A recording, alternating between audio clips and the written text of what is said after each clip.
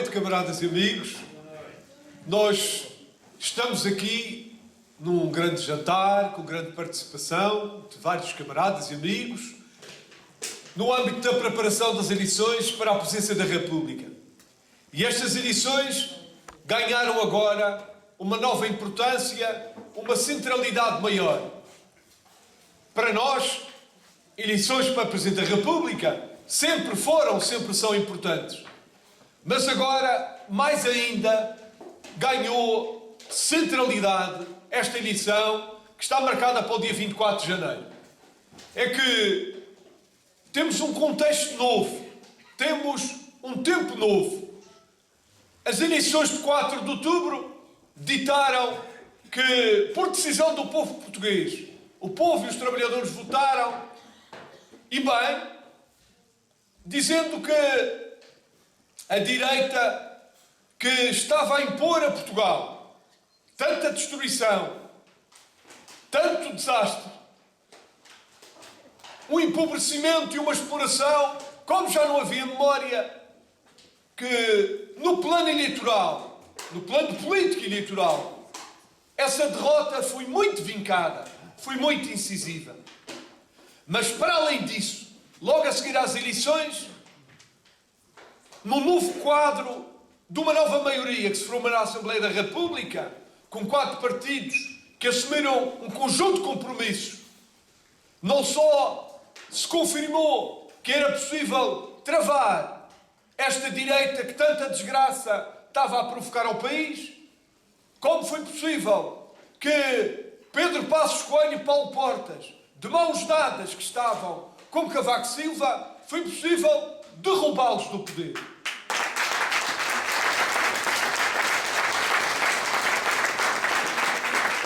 E essa foi uma vitória da luta, é uma vitória de uma longa luta do povo e dos trabalhadores. Mas agora que a direita foi derrubada do poder, agora que o PSD e o CDS foram deitados abaixo da cadeira do poder, a direita está raivosa. Eles estão com azedume, uma azia difícil de gerir e que não passa com sais de fruto, nem com água das pedras, nem com reni. E este azedume, esta vontade de vingança, porque estavam apegados ao poder mais do que a lapa agarrada às rochas. E agora que perderam o poder, a direita, o PSD, o CDS e o seu candidato que está aí no terreno há muitos anos, com aquelas conversas em família à maneira do antigo regime, o candidato da direita está aí e querem fazer dele, nas eleições de 24 de janeiro, como se fosse a oportunidade da vingança, para se poderem vingar, para se poderem de alguma forma vingar, mas também recuperar parte do poder que agora perderam. Então, estas eleições ganharam uma importância muito maior, porque o povo abriu a 4 de outubro nas eleições uma porta de esperança. Uma porta de esperança de que pode vir aí um tempo novo, em que o povo e os trabalhadores podem vir a recuperar direitos, podem vir a reconquistar direitos, rendimentos e até dignidade que foi roubada. É um tempo de esperança. Não quer dizer que vai ser um tempo fácil, mas é um tempo onde estão reunidas condições para que sejam aprovadas novas medidas progressistas, mais avançadas, para servir o povo e os trabalhadores. E esta oportunidade, no que estiver ao nosso alcance, não a deixaremos desperdiçar. Mas, neste tempo em que esta porta de esperança foi aberta, não se pode deixar que a 24 de janeiro a esperança que agora se iniciou seja fechada nas eleições do dia 24 de janeiro. Isso está nas nossas mãos. E então, uma questão central que agora se coloca é, neste tempo, qual é que é o Presidente da República que Portugal precisa? Para dar força à esperança, para dar garantia de que a esperança que agora foi iniciada não vai ser fechada, não vai ser na Presidência da República o entrave, o bloqueio para travar o que de mais progressista agora foi aprovado. Qual é que é? E há a grande pergunta. A grande pergunta é esta. Qual é que é o Presidente da República que Portugal precisa para garantir a defesa dos valores de Abril e da Constituição da República Portuguesa, que é a base programática, que incorpora esses valores de Abril e que garante, por aquilo que aponta como linhas de orientação, um novo rumo para o país, um novo rumo que nós queremos de desenvolvimento, de progresso e de justiça social. Que presidente é esse que Portugal precisa? E neste momento não basta ter alguém na Presidência da República que aparente conhecer a Constituição de frente para trás ou de trás para a frente. Não basta ter alguém que olhe para a Constituição e que diga que a conhece porque foi professor de Direito Constitucional. Isso não basta, não é suficiente. Não basta que se diga que se conhece muito o que está escrito, mas não se jure defender o que está escrito. Não basta que aparente conhecer, mas tenha reserva mental para que, na primeira oportunidade, tudo faça para sabotar aquela que é a Constituição e os valores de Abril. Não basta conhecer a Constituição, mas também não basta ter alguém na Presidência da República que diga que vai jurar defender a Constituição. Porque o atual Presidente da República também jurou defender a Constituição. Também jurou, porque todos os outros também o juraram. A Constituição assim obriga. O Presidente da República toma posse perante o Parlamento. E na hora da tomada de posse, jura o seguinte: juro defender, cumprir e fazer cumprir a Constituição. E então os camaradas e os amigos dirão, as amigas que aqui estão, dirão, mas se ele jurou, de certeza que há de ter cumprido. Mentira! O atual Presidente da República, em diferentes ocasiões, é um dos exemplos, infelizmente não o único, mas é um dos exemplos muito claros de como jurou defender e fez exatamente ao contrário. Tantos exemplos podiam ser dados. Então, a Constituição não diz que o Estado tem funções sociais na área da saúde, na área da educação, na área da segurança social, funções que são deveres do Estado, que têm que ser cumpridos. Não está na Constituição. Está na Constituição. A Constituição não diz que todos os portugueses têm direito à saúde como direito fundamental de todas as portuguesas e de todos os portugueses. Diz. Não diz a Constituição que todos e todas têm direito a um serviço de saúde, a um Serviço Nacional de Saúde, que têm que ser esses serviços tendencialmente gratuitos. Está lá na Constituição. E o que é que fez o Presidente da República? Quando recebeu os diplomas que vinham da Assembleia da República ou do Governo, quando vários projetos implicavam desativar centros de saúde, encerrar valências hospitalares, encerrar urgências hospitalares, onde é que andava o Presidente da República? Assinava de cruz. Não diz a Constituição que a escola pública, o direito à escolaridade, é um direito fundamental, básico de todos os portugueses? Diz, sim, senhor. E não diz a Constituição que a escolaridade básica, obrigatória, é universal e gratuita para todos? Está lá, sim, senhor. Mas ela tendencialmente paga. Então o que é que tem feito o Presidente da República?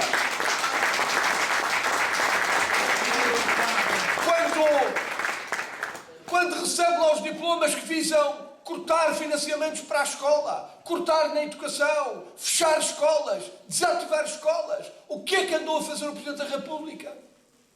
a violar grosseiramente a Constituição da República Portuguesa. E em relação aos direitos dos reformados, dos pensionistas, em relação aos direitos dos desempregados, boa parte deles não tem direito sequer ao subsídio de desemprego. E em relação às crianças, que até o abono de família roubaram, a segurança social, como edifício de Abril, não está lá na Constituição. E o que é que fez o Presidente da República? Assinou de cruz tantos diplomas que visavam dar cabo da Constituição da República. E não diz que são funcionários, que são funções de soberania, os tribunais, a igualdade no acesso à justiça, a igualdade no acesso aos tribunais. Está lá, mas quando vieram os diplomas que visavam encerrar tribunais, como aconteceu agora aqui em Portel e em tantos outros lugares do país, e tantos exemplos nós podemos dar de ataque a direitos dos cidadãos, a direitos dos homens e das mulheres de Portugal, num ataque às funções sociais do Estado, num ataque claro à Constituição, o Presidente da República lá esteve. E a pergunta é esta: bastará, por acaso, ter lá alguém que diga, que jura defender, cumprir e fazer a Constituição? Claro que não. Claro que não. Veja-se em relação às 35 horas, a questão das 40 horas, que é um exemplo muito claro. O Presidente da República recebeu o diploma para trabalhar mais horas. Em vez de ser 35, os funcionários públicos tinham de trabalhar 40. O Presidente da República recebeu o diploma. E quando olhou o diploma, o que é que olhou? Viu. É para trabalhar mais horas. Muito bem. E não é para pagar, melhor ainda. E as autarquias têm direitos à contratação coletiva? O poder local tem direito a estabelecer a contratação coletiva? Tem, mas não vão ter direito porque eu não vou permitir. Porque é preciso explorar mais, é preciso roubar mais quem trabalha. Então assim de cruz.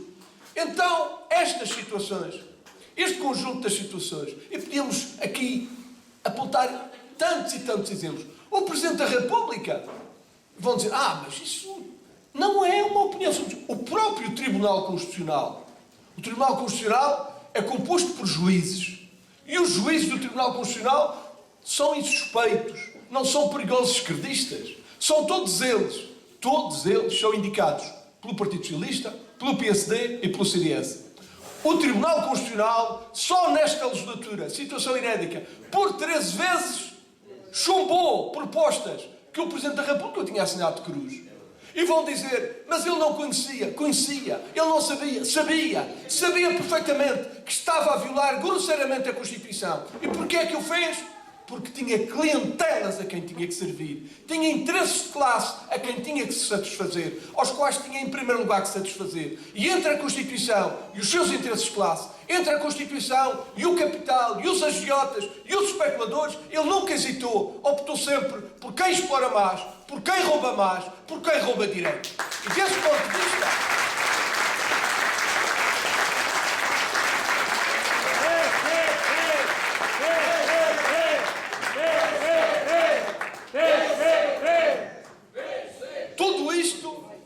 tudo isto para dizer que, não só como Presidente da República, neste momento não basta alguém como o candidato da direita que está, que aparente conhecer a Constituição, que pareça conhecer o texto, também não basta para isso ter alguém que jure defender a Constituição. Porque o atual Presidente da República jurou e nunca o fez. Então perguntarão, mas então, ao homem, então, mas diga lá, então que Presidente da República há de ser esse? É simples. O que neste quadro em que estamos, neste tempo em que estamos, é indispensável ter na presidência da República alguém que esteja completamente identificado com os valores de Abril e que tenha um compromisso, que é o compromisso de honra, de lealdade, o compromisso de defender, custe o custar, de fazer cumprir e cumprir, custe a quem custar, a Constituição da República Portuguesa. E, desse ponto de vista, e em relação a isso, esta nossa candidatura é a única que tem essa garantia dada, que tem a possibilidade de assumir em plenitude desse compromisso. É que há outros candidatos. Por exemplo, há uma candidata, Maria de Belém, que tem sido falada. Ela foi deputada no Parlamento, na sua família política, exerceu as mais altas responsabilidades no partido dela, esteve na Assembleia da República, esteve no Governo, e quando foi preciso rever a Constituição, de que lado é que estava? Esteve sempre do lado daqueles que queriam dar cabo da Constituição. Quando esteve no Governo, quando era preciso dar cumprimento ao que está na Constituição, quanto a direitos, liberdades e garantias, esteve, por acaso, comprometida com a defesa da Constituição, inteiramente comprometida com a Constituição. E nós bem sabemos quais são as provas dadas dessas pessoas. Temos, de facto, um conjunto de outros candidatos. O atual, este candidato, que é o candidato da direita, Marcelo Rebelo de Sousa. Ele aparece nas televisões, aparece há tantos anos nesta ação de campanha. Aparece de uma tal forma que as televisões até fazem esquecer à maioria das pessoas quem ele foi e quem ele é. A maior parte das pessoas quase já nem lembra que ele foi presidente do PSD. A maior parte quase já nem lembra que ele foi deputado. A maior parte quase já nem lembra que ele é, neste momento, Conselheiro de Estado indicado pelo atual Presidente da República. A maior parte das pessoas quase já nem lembra que ele está tão ligado umbilicalmente ao que de pior nas políticas foram impostas a Portugal, tal como o bebê está na barriga da mãe. Ele esteve e está sempre profundamente ligado ao pior destas políticas de terrorismo social que foram impostas ao país. E em relação à Constituição da República, tem tais reservas mentais, tem tais objeções, que em todas as situações que foi preciso hostilizar a Constituição, ele esteve sempre do lado daqueles que hostilizaram a Constituição para alterar, para a desfigurar, para a destruir. E nós temos aqui pela frente uma grande batalha, que é de esclarecer todos aqueles a quem nós fomos capazes de fazer chegar a palavra. Que neste momento há uma candidatura que é insubstituível, que é incomparável. Porquê? Desde logo, porque tem como compromisso afirmar abril, tem como compromisso cumprir a Constituição. Quer isto dizer, é a candidatura que, na hora de decidir, na hora de exercer os poderes que o povo português venha a decidir como necessários para os novos desafios de Portugal, estará sempre na linha da frente, em tudo quanto tem a ver com a defesa do povo, com a defesa dos trabalhadores, com a defesa de Portugal.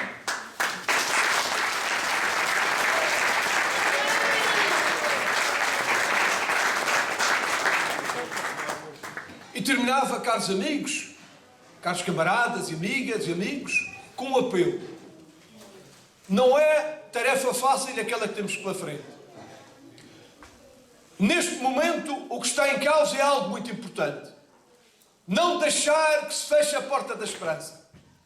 Garantir que os valores de Abril, que as conquistas de Abril podem vir a continuar a fazer parte do nosso futuro comum. Que não queremos deixar que tudo quanto agora se conquistou ande para trás. Mas para isso, todos temos que ter aqui um papel decisivo. Cada um de nós tem que assumir uma tarefa. Neste tempo, não vamos ter vida fácil. As televisões vão enxurrar as nossas casas. Vão encher as nossas mentes com uma ideia, que já está tudo decidido. Que à partida já há um candidato que ganhou.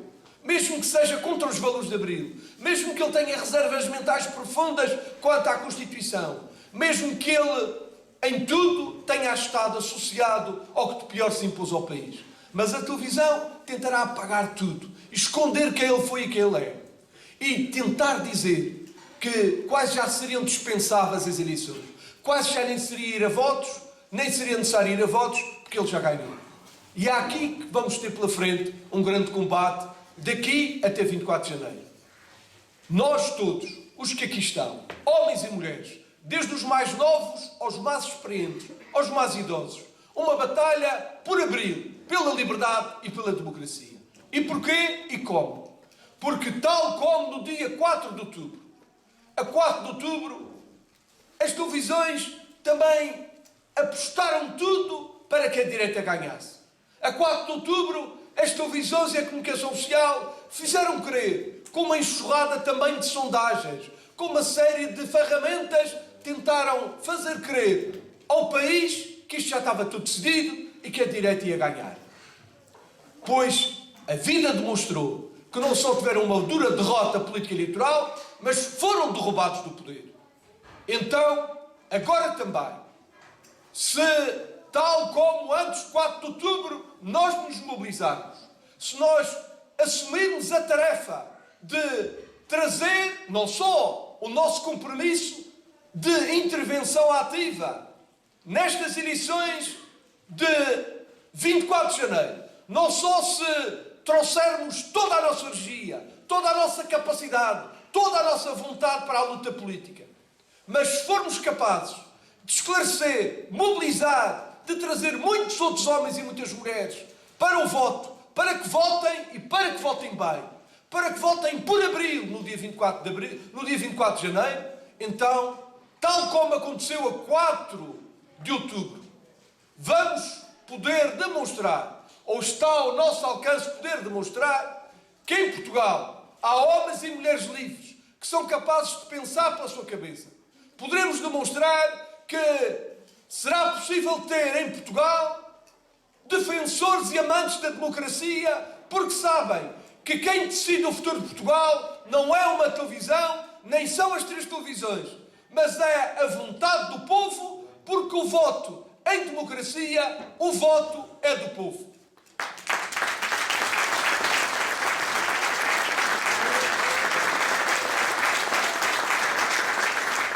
Daí que seja importante esse empenhamento de todos nós, porque se nós não estivermos motivados, se não estivermos comprometidos, não conseguimos comprometer outros. Temos que estar motivados para transmitir uma mensagem de esperança, para transmitir para Portugal uma mensagem de confiança, que não estamos condenados a um país empobrecido, não estamos condenados a um país com tamanha exploração, não estamos condenados à injustiça social, não estamos condenados a ser um país sem perspectivas de futuro. Bem pelo contrário, há uma alternativa. E essa alternativa, esse novo rumo para Portugal, passa pela eleição de 24 de janeiro. Na eleição para o próximo Presidente da República. Nesse dia, que ninguém fique em casa. Que nenhum de nós fique em casa. Porque por um voto se ganha, por um voto se perde. Que ninguém fique em casa. E que sejamos capazes de trazer muitos outros para o voto. Muitas outras mulheres, muitos outros homens. Para que a democracia possa triunfar. Para que abril possa triunfar. Nem que chovam canivetes, que ninguém fique em casa. Viva a democracia! Viva a liberdade! Viva o 25 de abril!